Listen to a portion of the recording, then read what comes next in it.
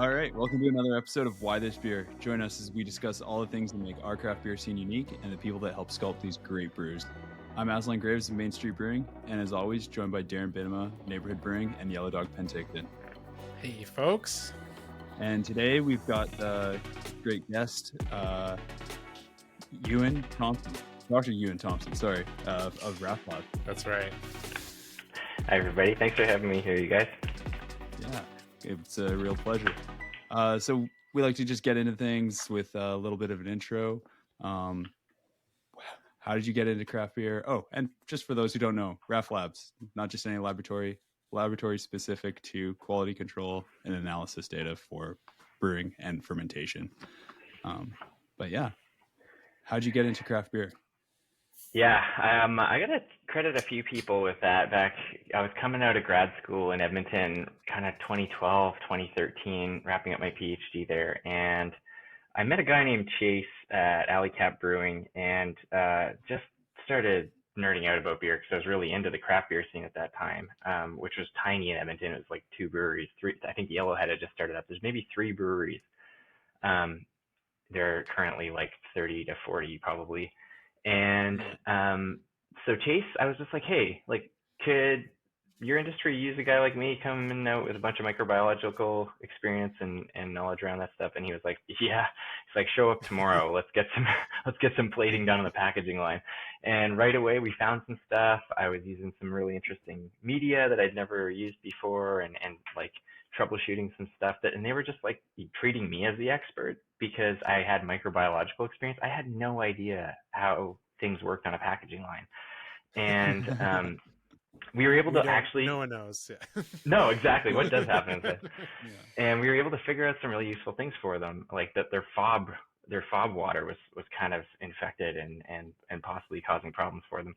And so, yeah, I went down to Village where my friend Andrew was working at the time, and he took me into Village in Calgary that had just started up, and I was able to kind of do the same thing. So then, I landed in Victoria, and I just had these few days of experience working on microbiology in a couple of breweries on a volunteer basis, and Phillips just kind of hired me on the spot as their new QC person, and that kind of took me down the next 6 years of life in the brewing industry. Yeah.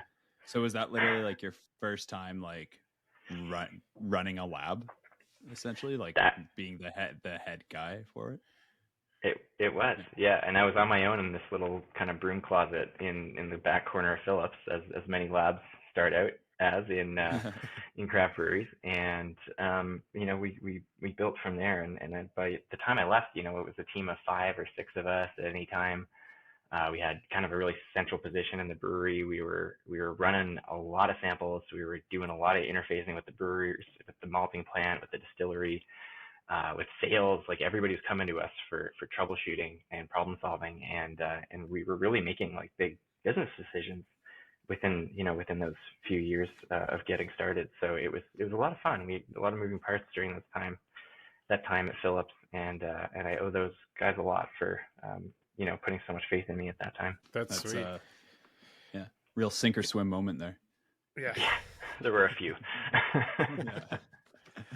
Yeah, it's funny that you talk about Edmonton. I think that I was also graduating at the same time in 2012, and I remember those times. And we bought a few kegs at that time from Amber's, yeah, and then also Alley Cat as well. And yeah, there was just I think 2 or 3 breweries. That was it. I think they had regulations in Alberta that were kind of prohibitive to smaller craft breweries, so you had to be kind of big in order to make it, and that was the tough part for them. But yeah, it's crazy to see how much it's changed.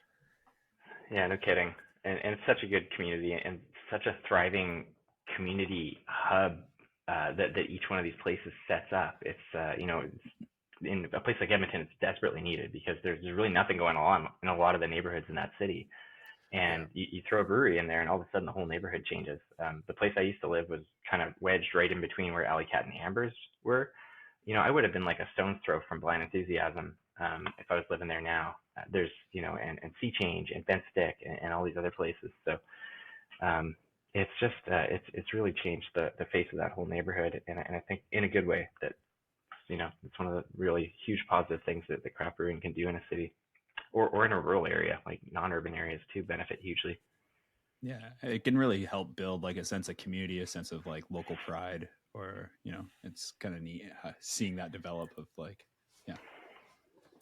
Yeah. So with consumer education growing and like, I'd say everybody's developing a discerning palate. Was there like an aha moment that you're like, okay, I can take my knowledge and like, put together some of the QC packages you do with Raft Labs and make it more accessible to other breweries? Yeah, I was planning a move to Victoria anyway, or sorry, from Victoria to Calgary anyway. My partner had finished her PhD and was getting ready to start a postdoc in Calgary. And this is like at the time she was just guzzling Squirrel Chaser at the time. This is why I want to come back to this later, because this is one of the beers we're talking about tonight. But yeah, this, that's because she credits it with getting her through her PhD. We finished all that up. We went on to Calgary and landed there. And I was kind of looking around and saying like, okay, things have changed a lot since I first started thinking about what it would be like to run a QC lab in a place like Alberta, when there were only 6, 8 craft breweries at the time.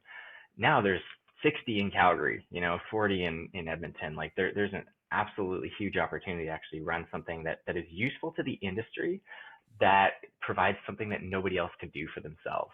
And from day one, it was, Annex and Cabin and Cold Garden and New Level and all these breweries were coming to us and saying like, okay, here's what we need. Here's how you build this company. And go. And so I launched the company basically the week that COVID hit. We got out of the first month inexplicably, and everybody was still behind us. Everybody was still like, yeah, perfect. Keep going, like keep showing up. We need you here. And it just grew from there. It was entirely word of mouth. We never did really any meaningful marketing, and it's just breweries telling their friends, like, you got to use these guys. And that's really how we've grown over the years. And we're now working pretty regularly with people across the country. We're still very Western Canadian focused, but we've got clients all the way to Newfoundland now on occasion. Nice. Cool. I guess all those like early days of COVID, everyone was canning a little extra. Now they got to make sure their cans are going to stand the test of time. Yeah, exactly. That package quality importance was never more important. Yeah, we did this kind of cool thing, like right as COVID broke. I got a call from Andrew at Annex, Andrew Bullied, and he was like, hey, I feel terrible right now. Like this gloom in the pit of my stomach, it just won't go away. Those first few days when everybody was like stocking up on toilet paper and coat at Costco and dog food and everything. And flour had run off the shelves and everything like that. And Andrew was just like, we got to do something.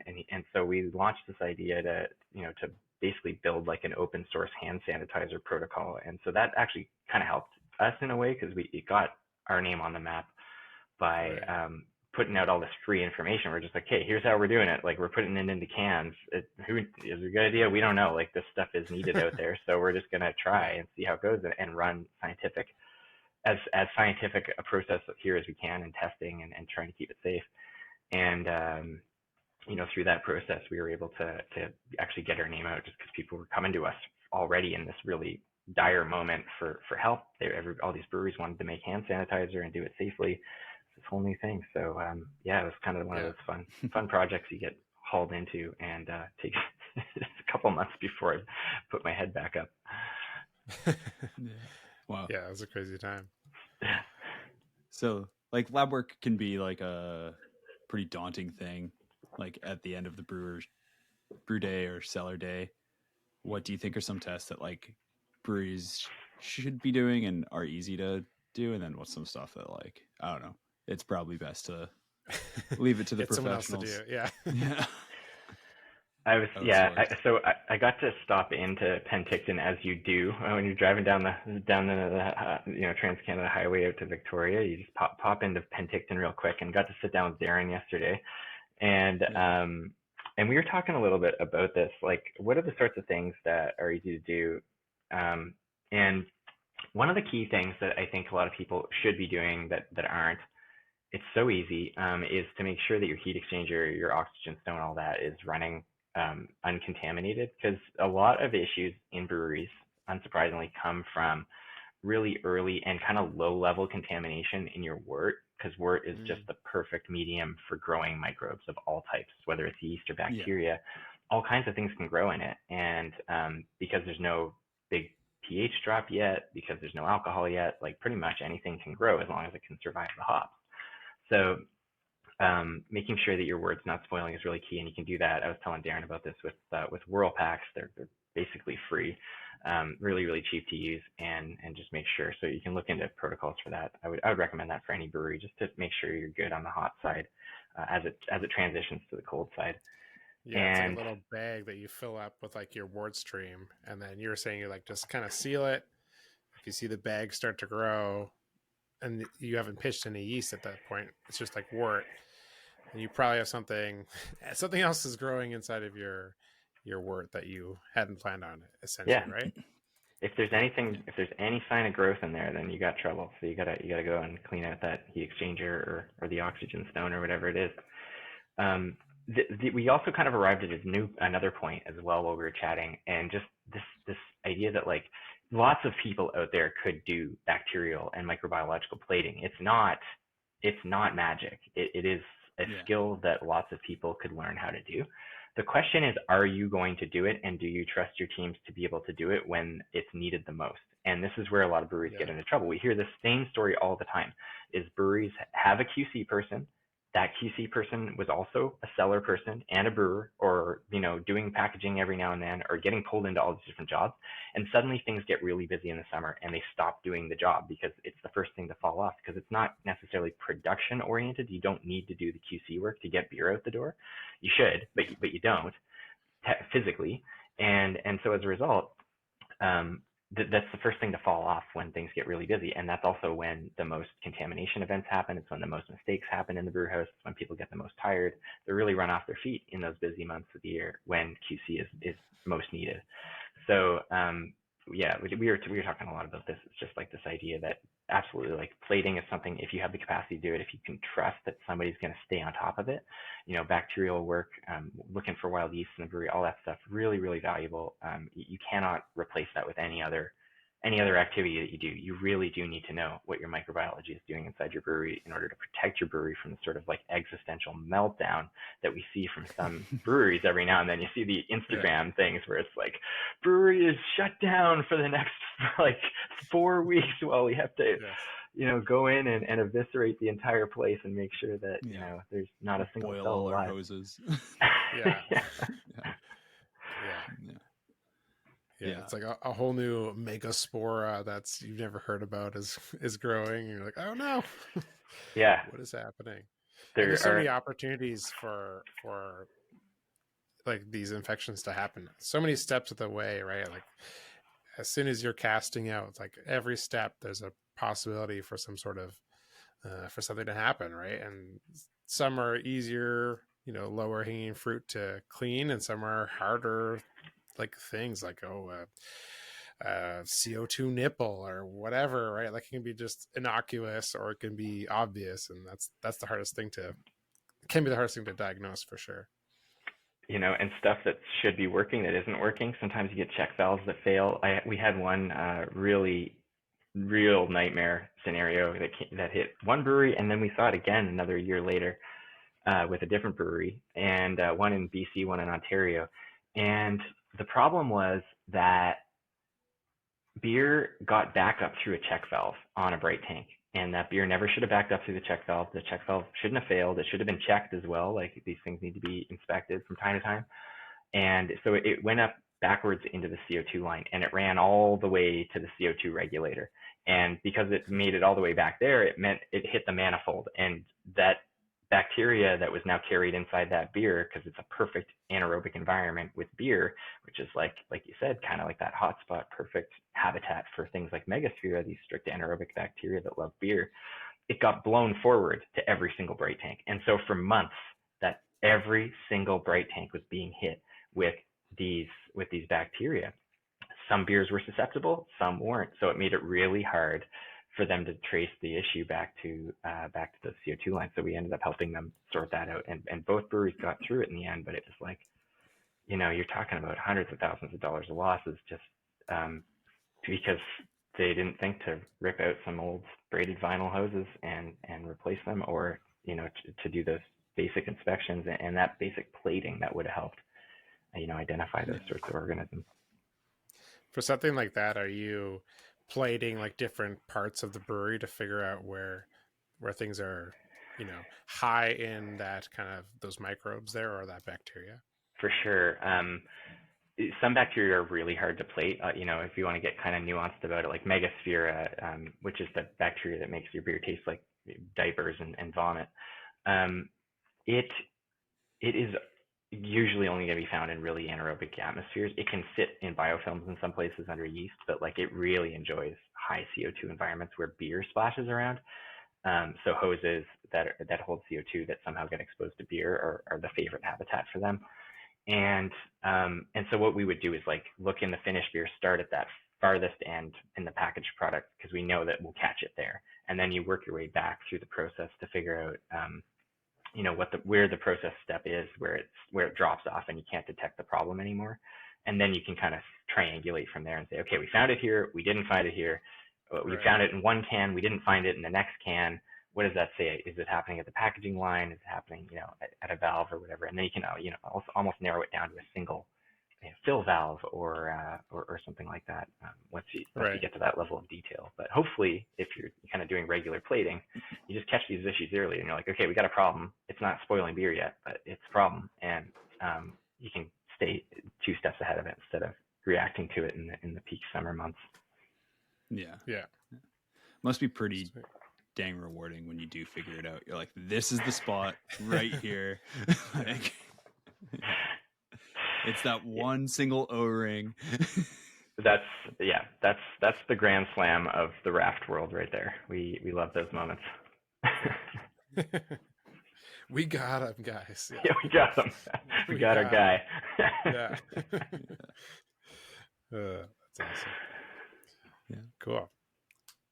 We talked a bit about like finding infections or things like that. What about like maybe the more positive side of like making a beer that is not infected, or like kind of improving upon it? Like, where do you also find that have you've like had successes there? Yeah, you also have a program where you kind of like analyze award-winning beers and kind of help to try and pass along some of what may be the thing that helps them stick out. That was a really fun thing we also did in that first year of operation.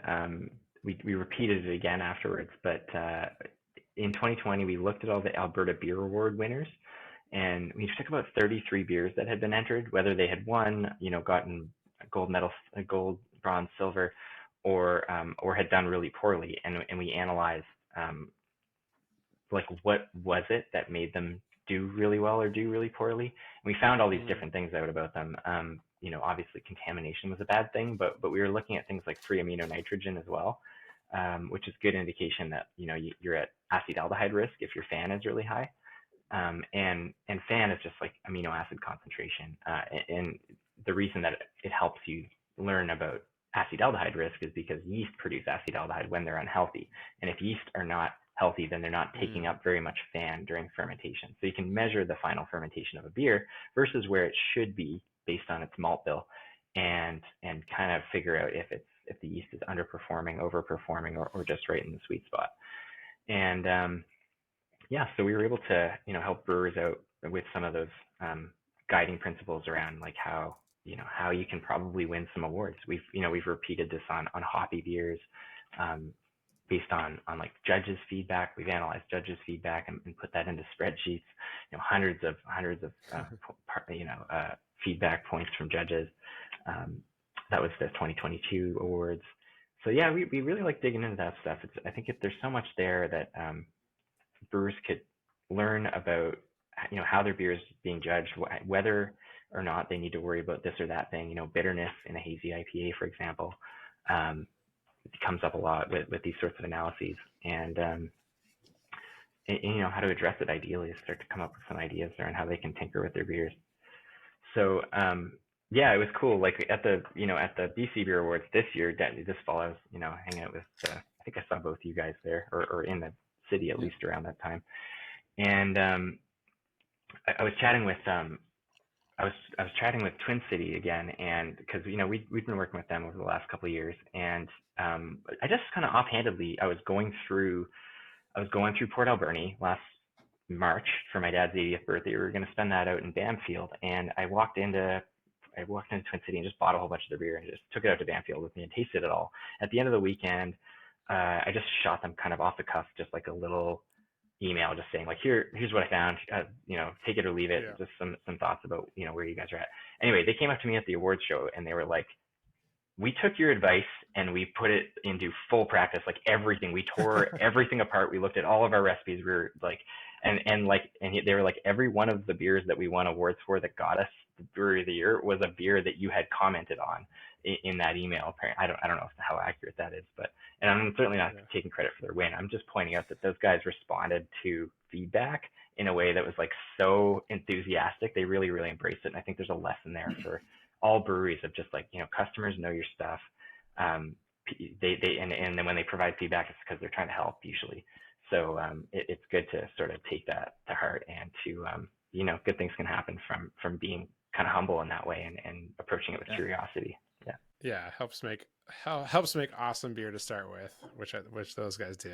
Yeah. And then, but also I think, you're right. Like taking the feedback to heart is like definitely critical too. I know like a lot of brewers can have a hard time with that. It's like someone criticizes your kid or something like that. No, it's like they're perfect.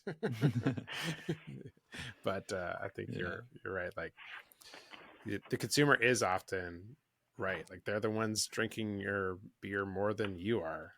I always think like I can't possibly drink as much as some of these people do of like one specific beer, right? Like they know it probably tried and more true than I do, right? Yeah. So it's and they're not drinking in a vacuum either. Like they're drinking one beer beside another, and they're really and a lot of the time people really fixate on one style for a while, and so they know all the good beers in that style, and they're comparing your beer against those. So having people that have that sort of wide frame of reference is incredibly valuable. Those people, they should be on the payroll because they're doing all your hard work for you, and you don't need to go out and buy a bunch of other breweries' beers to sit down and spend a whole morning tasting stuff side by side, which is something all breweries should be doing, but it takes a lot of effort. Making sure that everybody's like, you have a panel, you're all getting it in. But it's like when you chat with, you make a tweak on a core product or something, and a regular's like, hey, did you change something? It's like, I'm always like, oh no, is this a good or a positive? Is this a good or a negative? Did I change something? Yeah. But yeah. And, but those, I'm like, man, the beer better than I do. Like, you've been a regular here longer than I've been at the brewery. Like, the fact that, and it works both ways. Sometimes you get people that know products so well, they just know when something's off, and they'll let you know about that. And if a recipe has been changed or something like that, you gotta seek that feedback out however you can, and really respond to it. Yeah, for sure. You got you already talked a little bit about the Megasphere stuff. Yeah, you got any like really big horror stories? Yeah. Don't every name names. every couple of weeks we hear about new stuff. I think there's a fun one, like a little bit more of a fun one that has come up just because it's come up twice in the last month, and it's clients we're working with that had increasing plating data, where like we're trending their data over time. We're looking at it. We're always analyzing stuff and looking for patterns. And when we see microbiological numbers creep up, like in their finished product, we're going to go back to them and say, okay, something's going on. We got to figure this out. And it's happened twice in the last couple of months now with our clients, where we've gone back to them and said, like, there's something going on in your brewery. You might want to check like this and that and that. And sure enough, for both of them, and this is the first time this has happened, where it's like there's been such a pattern of this, but they both scoped their hoses, and they both found like cracks that had stuff growing in them. One of them described it as like a black, like hand looking thing of mold. It was like a star of like black mold growing inside this hose crack. And they tore that out. They swabbed it. They pulled it. They did everything with it from that point. And sure enough, it was like it just showed this dog's breakfast of microbiological activity. Perfect kind of thing for, for infecting your beer right at the beginning of your process, right in your wort house. Yeah, right off the get-go.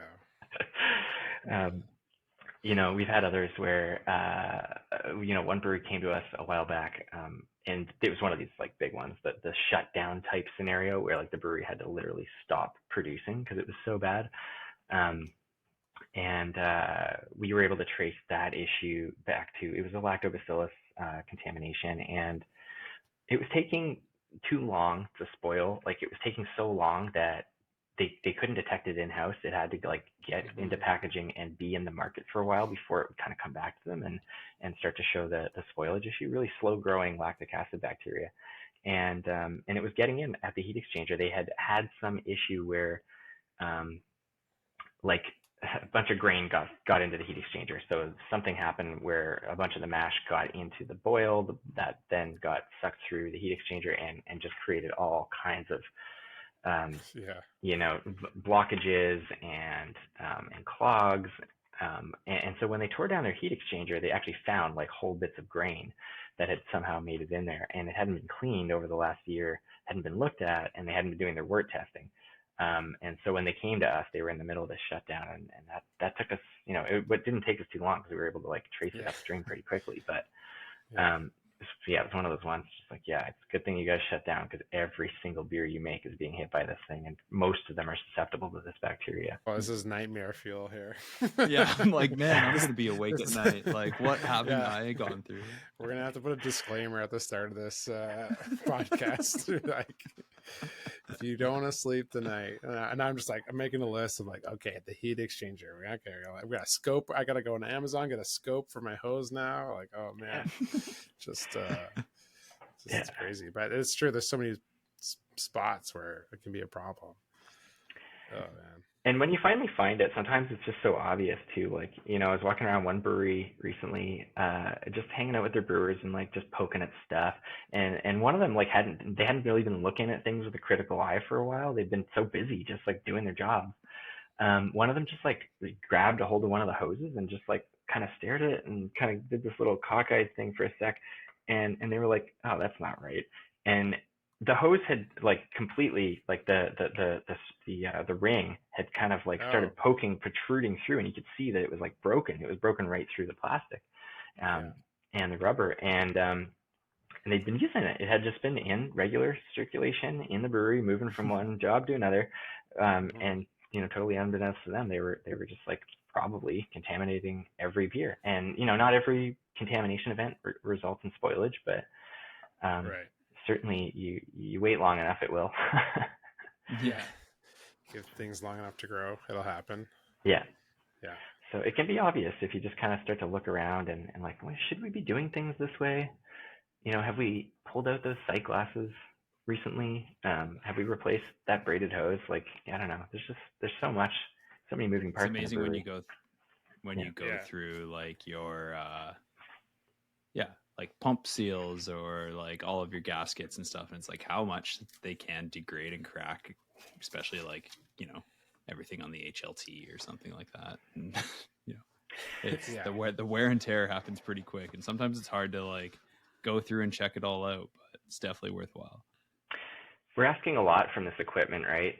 Even down to the pumps and the metal parts as well, the piping. And I think that the reason that we've started to see this big uptick in contamination events over the last year or two, certainly from our experience, we're seeing a lot more right now than ever before, is because a lot of these breweries are aging at about the same rate.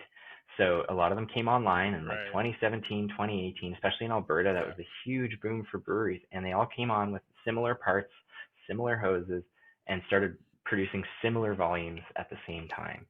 And all that stuff degraded at the same time. And so you're at a position where breweries are trying to hold on to old equipment, avoid having to tear stuff apart and really look at it. And I think those breweries that are kind of have that mechanical inclination aren't afraid to tear down their pumps, tear apart their heat exchanger, that sort of thing every so often, are really at an advantage right now. Or the people that can build their own parts, it's kind of like that, the people that have a machinist on site and that kind of thing. It's unfair, but it really does help. Yeah. I am the machinist. Yeah. Yeah. So you sent over that awesome photo after I mentioned that you're a bit of a dinosaur guy, of you riding a T-Rex as a party gift from Phillips, graphic designer. Sorry, what's his name again? Sean O'Keefe. Yeah. Sean O'Keefe. Yeah. Um, do you have a favorite dinosaur themed beer? Like, naturally, craft beer is just full of puns. Like, puts anybody's dad to shame. Sarah Hops. Yeah. Yeah. I mean, Yeah.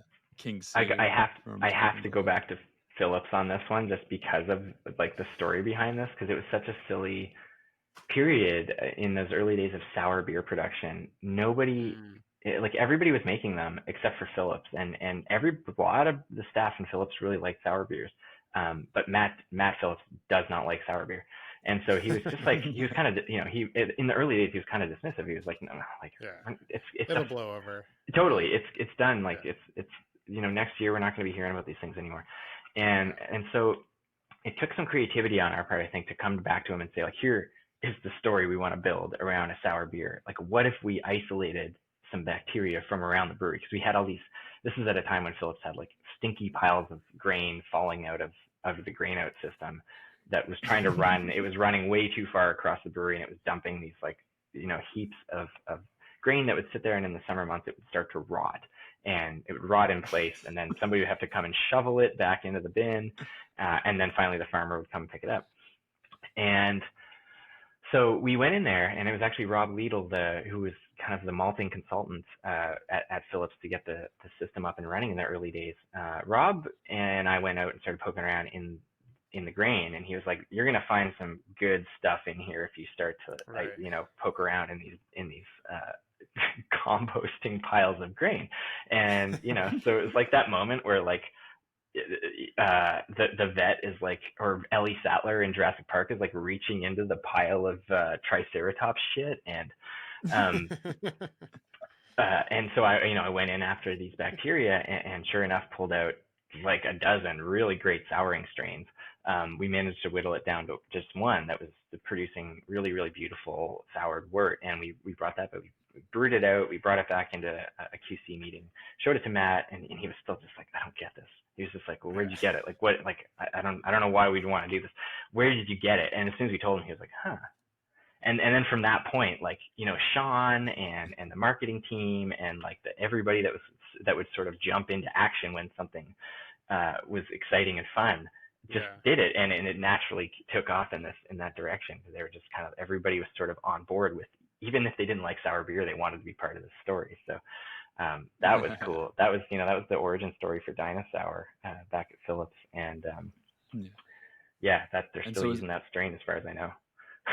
That's great. Yeah, I mean, grain is one of the best. I guess like malted barley seems like a really good natural incubator for lactobacillus, is it not? Like, yeah, it's a natural habitat for it. So you see it in malting plants all the time.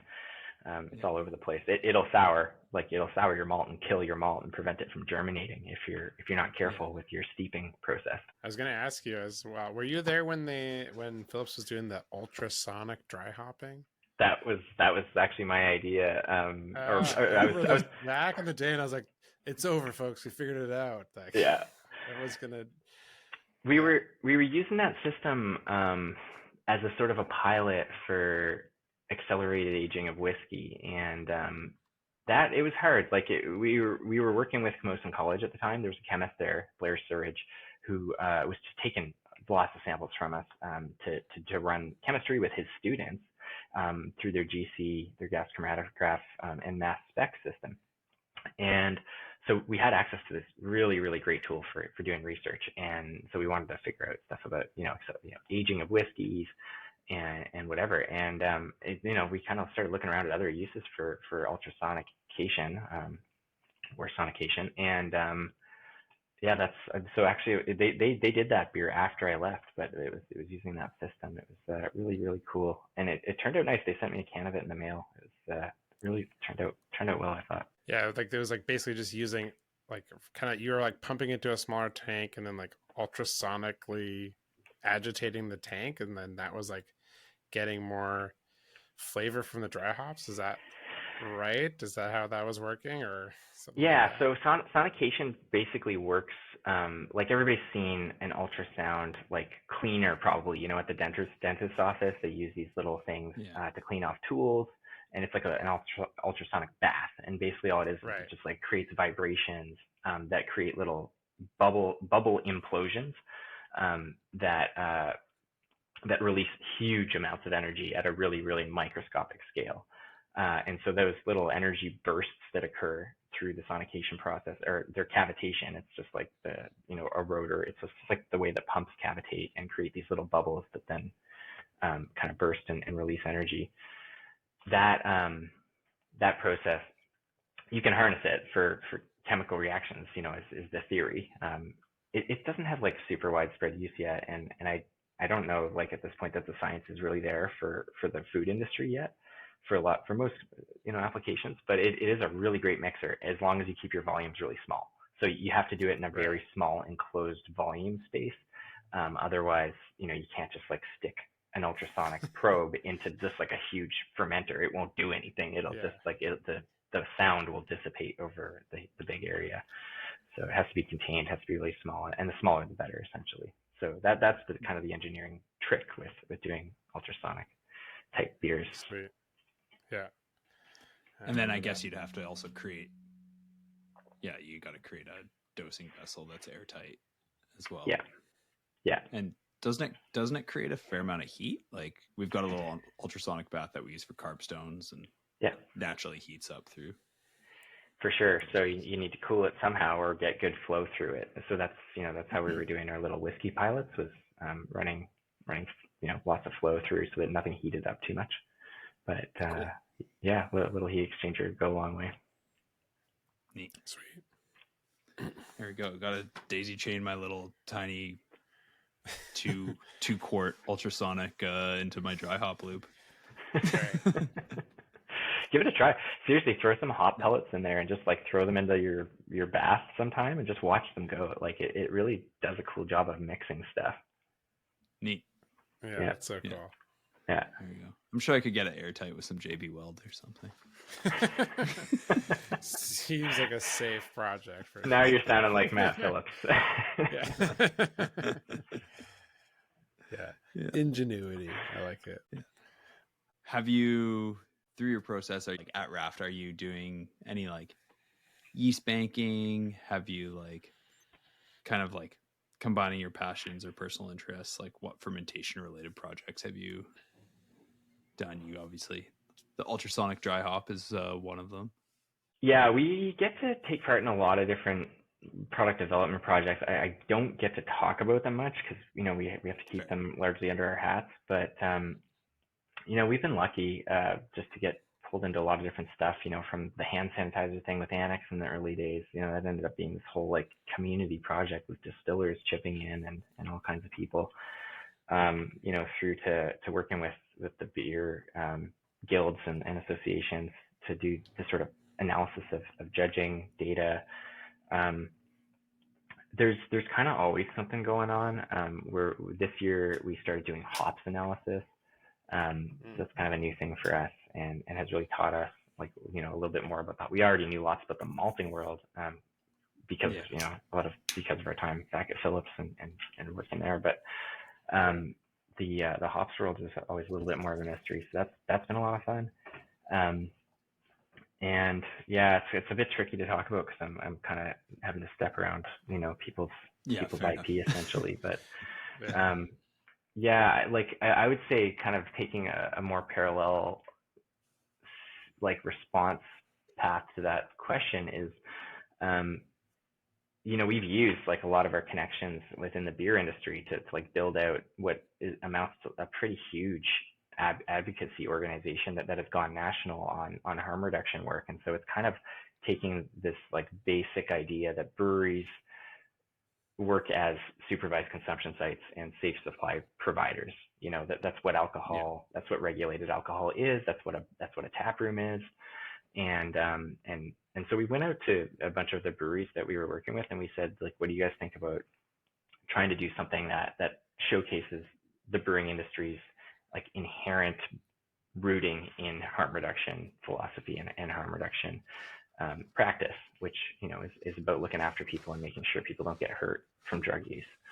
And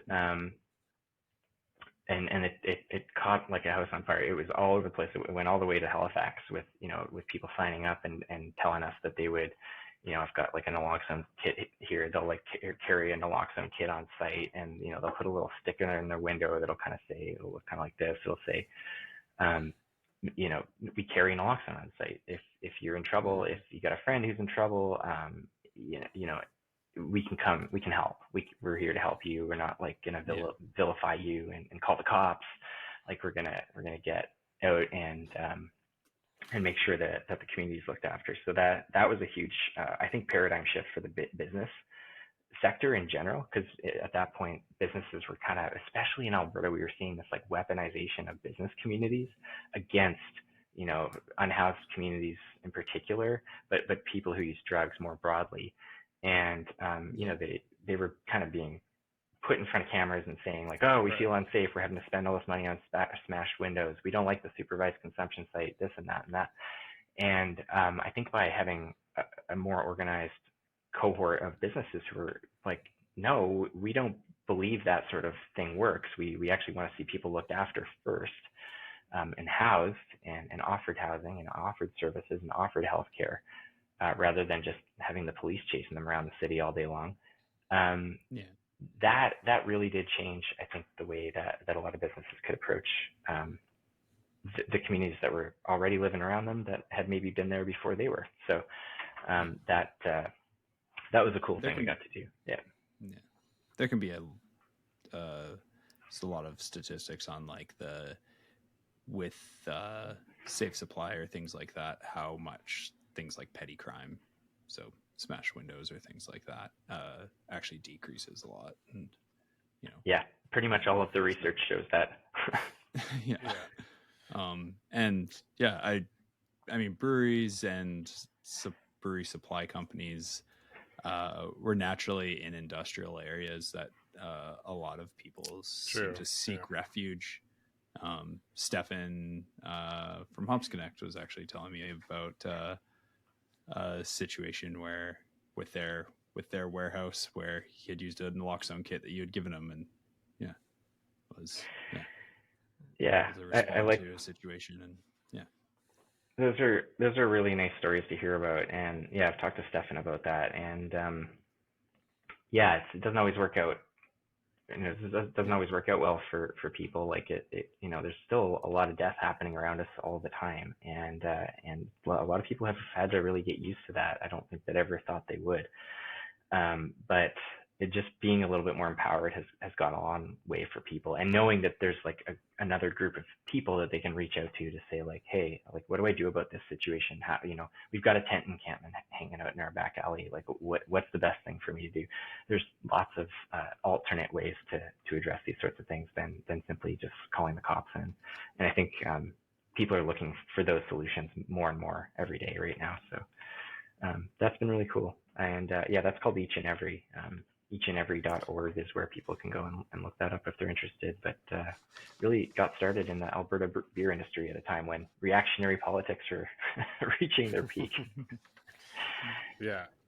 Is that like an Alberta-based organization, or is it kind of like a national organization? Should BC breweries and it's open to other businesses too, or is it just like focused on breweries? It just started in breweries, but it snowballed really quickly. We have now, I think, over a dozen industrial sectors represented in it, and it's everywhere. It's all pretty much every province and territory now. Yes, people can check that out. Eachandevery.org. Yeah, that's where you can find out more about that. And if your business wants to support that, there you go. That's cool. Awesome work on that. Lots of parallels, obviously. Our good friend, Chris, who Aslan used to work with, was like heavily involved with harm reduction as well. So, it's near and dear to our hearts for sure. Yeah. I think we actually initially met at Portland Hotel Society. Oh, Back nice. when I was nursing and he was a mental health worker. And then Yeah. we met brewing down the road. It's funny. Oh, that's so nice. Yeah, there is a lot of I think philosophical kinship between those sectors, and it makes sense to me because I think people know that if we were trying to sell unregulated alcohol, like, and we were all working in gangs and stuff right now to do that, to protect our supply chains, protect our turf, to keep it out of the hands of the cops, and keep it underground and everything, like there'd be a lot of violence to sustain that sort of situation, and that's what we see in the unregulated drug markets right now. So it's all very unnecessary. We can do a lot better if we just think about this and look at what works, which it largely does in the brewing industry. I've just realized that we've gone all this time without even really properly talking about the beers we had pulled out. Did you guys? I was just gonna say. Yeah. No, me too. Yeah. So I gave you some beers. So because I like did a quick casual pop into Penticton yesterday, and got to hang out with Aslan with Darren. He handed me a couple of the neighborhood beers and Squirrel Chaser, and I wanted to. Oh, you do have Squirrel Chaser. We both. Yeah, I sure do. Great. Squirrel Chaser is very near and dear to my in. heart. Yeah, awesome. Yeah, so you were saying earlier. Yeah, like I do want to make a couple of just like notes about Amigos because that's what I was just drinking. So I'm through that can mostly now. This beer, and I noticed this a couple of years ago when Neighborhood sent us some samples as well. Like, I love some of the Japanese research on lagers, like Asahi Super Dry. Their whole team is like obsessed with the idea of crispness, and so I've seen them present at ASBC conferences and MBA conferences and stuff, and they are really, really obsessed with the idea of like what makes Asahi Super Dry taste so good and feel just right in your mouth and everything. And they've kind of come down to this thing. I think they're saying that they've used the Japanese word is karakuchi, and it kind of refers to like crispness or dryness. And they've actually like figured out the scientific basis for it. And then in 2020, they ran this gigantic campaign worldwide all about this word karakuchi. And it was cool to see like the evolution of it, because they were like really going on about how important like the final gravity and the astringency, those two things together. So what your tannin concentration is combined with what your final gravity is kind of what gives rise scientifically to their definition of crispness. Yeah.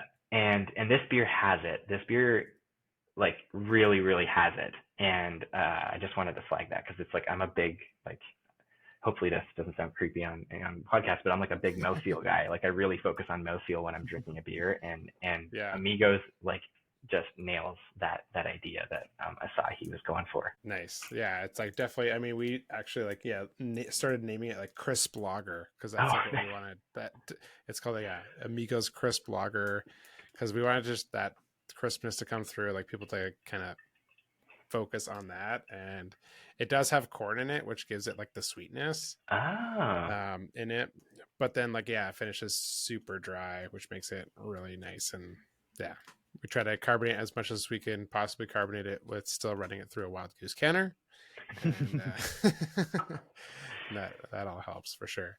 Well, good job. Thank you. And then so this is the one that we've all got in front of us is Squirrel Chaser, and I wanted to make sure that this got on the list for today because this beer. We talked about that when you were at the BC beer conference there. You're like, I love Squirrel Chaser. I'm like, great. It's awesome. Yeah, for me, this beer occupies a really special place because it came out at a time when hazy beer had made its mark. It was huge. The industry was being overrun with it. And everybody seemed to be making at least one. Some breweries were focusing everything they had on them. But a lot of them in the industry at the time were just really, really, really sweet and unbalanced. And it was like they were responding to what the market had kind of told them they wanted, which was these incredibly fruity, hugely flavorful, really big, sweet tasting beers. And then Squirrel Chaser came along. And I feel like I don't know if it was the first to do it in BC or whatever, but it felt like it was. It provided this what I think was a bit of a groundswell towards balance again in the hazy market that a lot of breweries are now replicating. And so I found it like it really knocked my socks off when I first tasted it because it stood in glaring contrast to a lot of what was on the market and available at that time. And I think just really speaks to the thoughtfulness that Yellow Dog puts into beers. And I've always really appreciated that about Yellow Dog. So yeah, Squirrel Chaser occupies a really special place to me. Nice. Yeah, I was at Yellow Dog at the time when we were developing that recipe. I think I don't think there's a beer that we've actually done more testing and trial versions of before we did Squirrel Chaser, which seems kind of funny because it's like, it's just a hazy pale ale. Like there's nothing too crazy about it. Like it's kind of just the high five hazy IPA just with less base malt in the end. Like that's really all it is. But Liam was like super focused on it. Yeah. Being drinkable, not being like very sweet. But still being like, all the flavor that you want in a hazy pale ale. At that time it was like us, Yellow Dog, and Twin Sails doing that juice. Like that was the thing. Everyone was kind of like, okay, we've got a hazy IPA. Like the next obvious jump is like, yeah, why don't we do this? But 5%. Like all the brewers are like, well, why don't we do this but less alcohol? We can have 2 of them. And so yeah, that's how this beer came about, and trying to change the hops up a bit so that they fit better and like the smaller ABV profile too. Like not every hop, like not as bombastic hops don't always work as well on like a lower ABV. So sometimes you like choose some hops that are a little bit not subtle, but like less crazy than like maybe a Vic Secret or something like that. Like something that's a bit more, works well in this kind of ABV. Yeah. But yeah, there was a lot of work that went into that at the time, and it's hasn't changed too much over the years, which I think people appreciate. Yeah. And yeah, we still make a lot of it. Tried and true. Yeah. And you make it now in Penticton as well, right? Yeah, we sure do. Yeah. That's this is the first time we've got a chance to actually talk about Darren's beers on the podcast. One year in, and finally you're getting your own personal plug. Oh, that's nice. Have you guys covered Main Street before? We did like a pilot episode. Yeah. Darren interviewed me.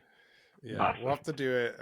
We'll just circle back on each other later and pump each other's tires as we go. That's a good holiday episode.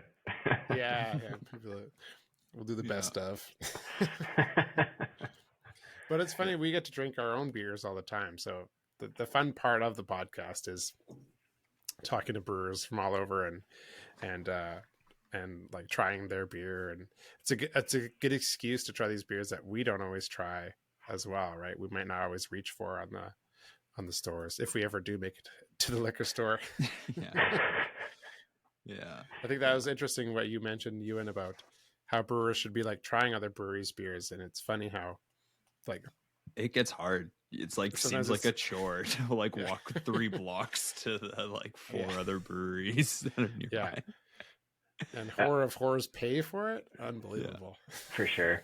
I mean, it's got to be part of the budget. It's got to be part of your sensory team's practice to be comparing yourself to other breweries, and just get one of your sales reps to stop in and drop $60 on beer in the liquor store once a month. If you do it once a month, you will get huge amounts from that, because you're sitting there and you're literally pulling everything off of what it's like on the shelf at a good liquor store that's stocking fresh beer and cold storing all that stuff. So, give it an honest look of what a discerning consumer is probably going to see. But you will turn up so much good stuff when you're drinking beers side by side. Pour yourself 4 glasses of the same style of beer, including your own, and see which one you really like the best. And do kind of a blind tasting. That's a very good point of like grabbing from the shelf, because it's like, man, if I'm gonna drop off beer because I'm boring some yeast or grabbing a bag of grain or something, I'm making sure it's the freshest, best example.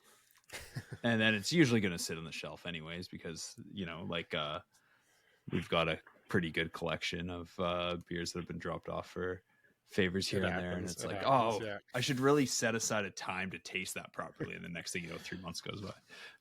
Yeah. But trying the beer direct off the shelf with everybody's beers will actually give you a true example, I think. Yeah. Mm-hmm. Yeah. You might even find off flavors in your beer that you didn't know were there. Like this is the experience I've seen with some breweries where they're just like, oh, when you said it was like you were picking up DMS before, I couldn't pick it up until I tasted it beside one of our competitors because they don't have it, and we do. Obviously we do, but we're only ever tasting our own beer, so you get totally desensitized to like, the house flavor as everybody the particular totally. Off flavor. Yeah.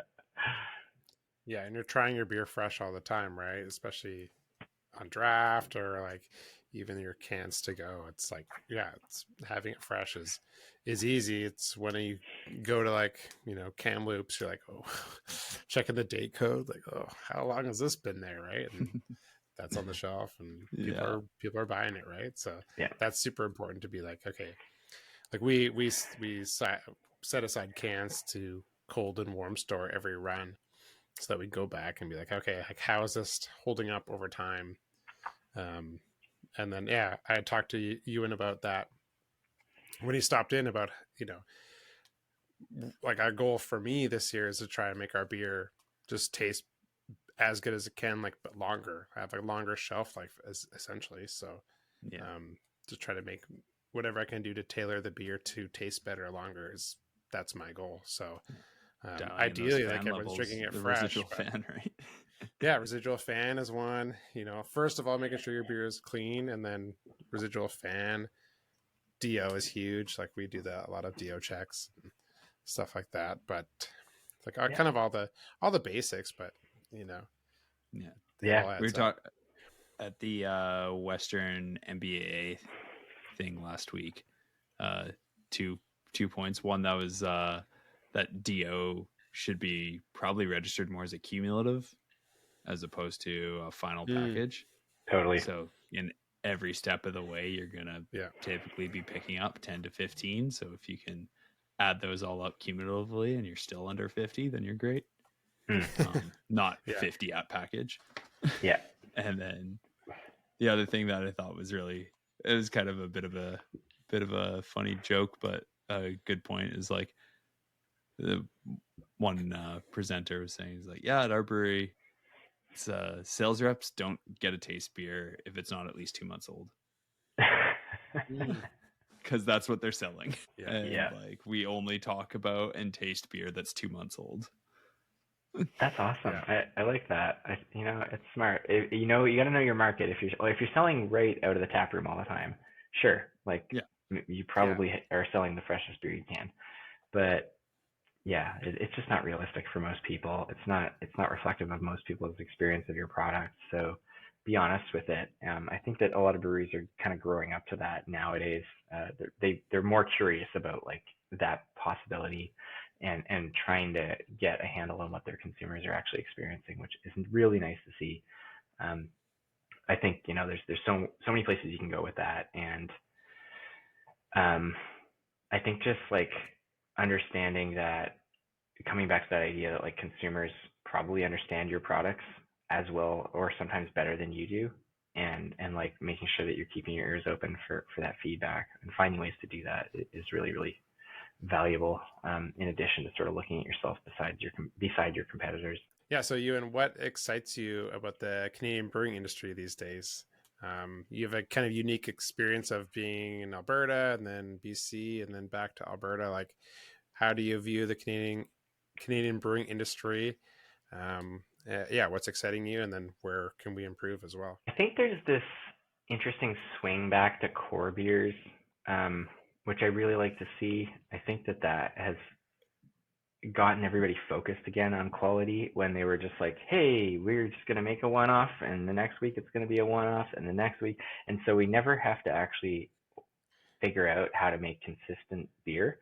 And because they didn't have to worry about consistency, like that as a huge part of quality.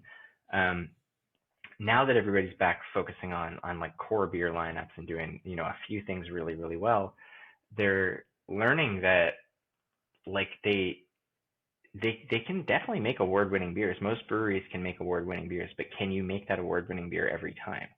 And that's where, the breweries get separated into the ones who sell lots of beer really easily and the ones who struggle to sell their product.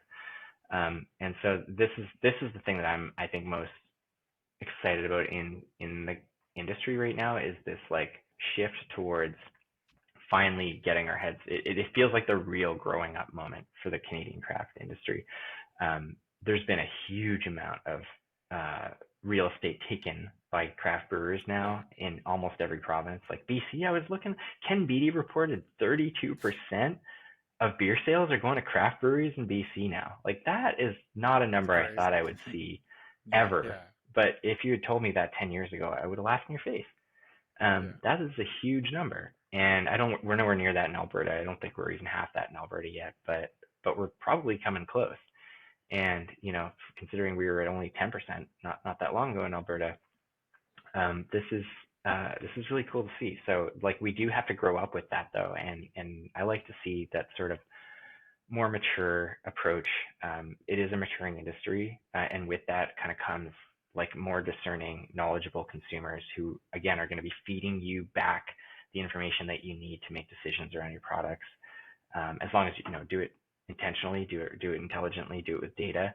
But yeah, that's kind of the thing, is that maturation phase that we're coming into right now is it sounds boring, but it's actually really exciting, because it means that everybody's getting really, really good at their jobs. Yeah, I mean, we're excited about it. Yeah, the caliber of beer that I think this is how we've been able to do this podcast and like keep it so genuine and authentic, is like there's so many people to talk to about incredible beer all across Canada, and like from small communities, major hubs, like coast to coast, it's like improving so much. And well, and I do love this like focus on core beer too, because it was easy to just fart out like a new IPA, just put it out there and it'd be gone in 2 weeks. Like, when that happens, you don't have to focus on, honestly don't have to focus on quality as much, because it's gone. It's already been drank before any issue has arisen. But as soon as you take your beer and it's sent to the LDB and it's warm stored, and then it goes to who knows where, you're all of a sudden really focused on quality and how is that beer holding up over time, and how is it being treated, and that kind of stuff too. So I love the focus on core and figuring how to make each beer its best possible version of itself too. Yeah. Honing in. It's That's our theme for this year. That's our 2024 theme, I think. Yeah, exactly. You have, much like a lot of people, but have like a bit of a unique intro to craft beer, like getting into the scene, making it your work, your day to day. What do you have any advice for anybody who wants to like find a career, or even just like some professional experience in craft beer? Yeah, I would never advise people to like go and volunteer places to learn the craft. I feel like we've all done too much of that. Like, there's just too much expectation of like interning places and all this in different industries. So, that was my path into the industry, unfortunately, is like having to, show up at breweries, offer free support, free help to like learn the industry. And I look back on that as like having been the right thing for me at the time. But like, I think that there are so many opportunities right now from on my side of things, it's the scientific side of things. I look at the science of beer and I'm like, look at what Omega Labs is doing. Look at what Escarpment is doing. Look at what all of the yeast producers are doing right now. The hops producers, look at the science they're putting into stuff, the R&D effort. I think there's so much cool and exciting research to be done in this field around like everything from like how to generate stable emulsions. I talk about emulsions a lot. It's a huge mouthfeel characteristic of like how stable is your emulsion, especially when you're talking about shelf life. like thinking about beer as a food product, a like living food product that's changing over time, that in some cases is getting worse, in few cases is getting better with age, like doing really, really interesting things one way or another as it ages, as it matures, and how to, yeah, like kind of what Darren was just saying, like riffing off of that, like how to get to a point where you can put a beer on a shelf at room temperature for an X number of months and have it not change too much, if that's what you want. But understanding the science behind what you're making to that level that you understand, like what metrics you need to measure in order to get there, is, you know, that's the sort of work that's been done in macro brewing for 100 years now, and they understand this stuff. They keep it very guarded. They keep it very close to their chest. But this is kind of where we have to go with craft brewing, because we can do it. It can be done. It's done every day at some of these macro breweries. But you know, they're measuring 30 different things before they sign off on a beer. So like, how do you get there as a craft brewery? This is a huge question for our time, I think, as all these craft breweries start to approach maturity, and want to reach new markets and all that. Sweet. That's great. Yeah, I think the goal isn't always going to be the same for everyone. Like, your size is going to dictate what your goals are. If you're a small brewery in Port Alberni, like, you don't have to worry too much about sending your beer as far aflong, but you don't get to be award-winning as well without focusing on quality from the get-go. So it kind of depends on, you know, how much you want to put into it at the end of the day. Yeah. Get more scientists involved. That's always going to be my advice. There's so many people coming out of science programs right now that are just like, what do I do with my career? You know, do I go be a doctor, or do I go into brewing? I don't know. I think the more that they be a doctor, come on, who would want to do that, right? Yeah, there's lots of room for people in this industry, though, that you know, it's not gonna be what you think. Is the fun part. Is like, you know, I showed up in my first day at Phillips, and I was already tearing apart the canning line, figuring out where a contamination issue was coming from, you know, back in 2014. It wasn't what I thought I was going to be doing. It's like learning the mechanics of piping and gaskets, and understanding how flow works. I felt like I was learning engineering on my first day, you know. Yeah. So, figuring out that every deadhead that's past an inch and a half is going to be a potential issue. Potential issue. The perfect flow rate for actually cleaning things in a pipe. It's at the right meters per second. I don't know what it is. Exactly. Yeah. Keeping your turbulent and laminar flow straight. That's right. Yeah. There it is. That's why we've got Ian and Crooked Eco Labs and Mike at Crew to help figure out all that stuff. For sure. Yeah, I learned a lot from Ian back in those days too. Yeah. So what takes out your time outside of the lab? I mean, you're in the process of moving coast to coast, so I mean that's probably a lot. But yeah, I keep pretty busy. You know, I'm writing a lot. I didn't mention this yet, but you know, on the kind of drug policy side, I write a newsletter that it's kind of like morphing into more like investigative journalism as journalism collapses under our feet. There's just so much that's not being talked about and reported on, and there's so many journalists that just don't even have time to submit freedom of information requests anymore. So this has been a big focus of mine. I've just passed the 100 freedom of information request threshold. I've been really, really busy on that stuff for the last year or two, and putting out stories. You know, some of it's pretty hard hitting stuff that's been in some big media outlets. And you know, I write at Drug Data Decoded. That is like my main place where I'm talking about drug policy. So yeah, if people are interested in that side of things, I write there. It's been a bit slow lately, just with the move and everything. But there's, you know, I've always got something coming up, and there's a lot of stories that I'm working on right now. So for different outlets as well as for Drug Data Decoded. And so yeah, that's like organizing. You know, just like community organizing has been a big thing over the last few years. Of like when a protest needs to be done in Calgary, it tends to fall on like a small group of us. So you know, that's been really it's been tough, like in a lot of ways, because there's been a lot of folks that we've lost over the years.